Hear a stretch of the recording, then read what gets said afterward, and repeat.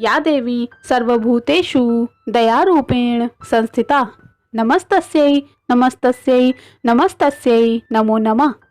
जो देवी सभी प्राणियों में दया के भाव के रूप में विराजमान है, उनको मेरा नमस्कार है, उनको मेरा नमस्कार है, उनको मेरा बारंबार नमस्कार है। श्री दुर्गा सप्तशती 7वें अध्याय में चंड और मुंड के वध का प्रसंग वर्णित किया गया है। इति श्री दुर्गा सप्तशती 7वां अध्याय आरंभ। मार्कंडेय ऋषि कहते हैं, तदंतर शुंभ की आज्ञा पाकर वे चंड मुंड आदि दैत्य चतुरंगिणी सेना के साथ अस्त्र शस्त्रों से सुशोभित होकर चल दिए। फिर गिरिराज हिमालय के सुवर्णमय ऊंचे शिखर पर पहुंचकर उन्होंने सिंह पर बैठी हुई देवी को देखा। वे मंद मंद मुस्कुरा रही थीं। उन्हें देखकर दैत्य लोग तत्परता से पकड़ने का उद्योग करने लगे। किसी ने धनुष तान लिया, किसी ने तलवार संभाली और कुछ लोग देवी के पास आकर खड़े हो गए। तब अंबिका ने उन शत्रुओं के प्रति बड़ा क्रोध प्रकट किया। उस समय क्रोध के कारण उनका मुख काला पड़ गया, ललाट में भौवें टेढ़ी हो गईं और वहां से वे तुरंत विकराल मुखी काली प्रकट हुईं, जो तलवार और पाश लिए हुए थीं। वे विचित्र खटवांग धारण किए और चीते की चमड़ी की साड़ी पहने नरमुंडों की माला से विभूषित थीं। उनके शरीर का मांस सूखा था, केवल हड्डियों का ढांचा था, जिससे वे अत्यंत भयंकर जान पड़ती थीं। उनका मुख बहुत विशाल था, जीभ लपलपाने के कारण वे और भी डरावनी प्रतीत होती थी। उनकी आंखें भीतर को धसी हुई और कुछ लाल थीं। वे अपनी भयंकर गर्जना से संपूर्ण दिशाओं को गुंजार कर रही थीं।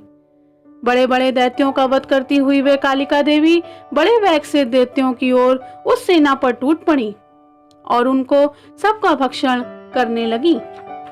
वे पार्श्व रक्षकों, अंकुशधारी महावतों, योद्धाओं और घंटा सहित कितने ही हाथियों को एक ही हाथ से पकड़कर मुंह में डाल लेती।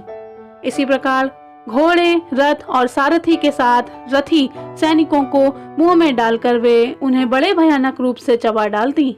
किसी के बाल पकड़ लेती, किसी का गला दबा देती, किसी के पैरों से कुचल डालती और किसी को छाती से धक्का गिराकर मार डालती। वे असुरों के छोटे हुए बड़े बड़े अस्त्र शस्त्र मुंह से पकड़ लेती और रोष में भरकर उनको दांतों से पीस डालती।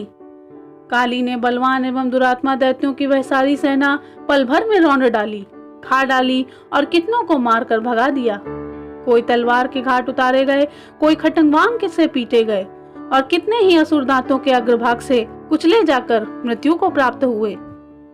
इस प्रकार देवी ने असुरों की उस सारी सेना को क्षण भर में मार गिराया। यह देख चंड उन अत्यंत भयानक कालिका देवी की ओर दौड़ पड़ा तथा महादैत्य मुंड ने भी उन अत्यंत भयंकर बाणों की वर्षा से तथा हजारों बार चलाए हुए चक्रों से उन भयानक नेत्रों वाली देवी को आच्छादित कर दिया।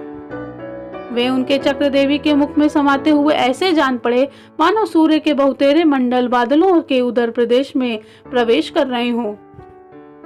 तब भयंकर गर्जना करने वाली काली ने अत्यंत रोष से भरकर विकट अट्टहास किया।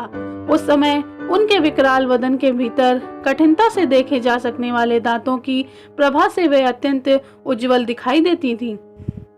देवी ने बहुत बड़ी तलवार हाथ में ले अहम का उच्चारण किया और चंड पर धावा कर दिया और उसके केश पकड़कर उसकी तलवार से उसका मस्तक काट डाला।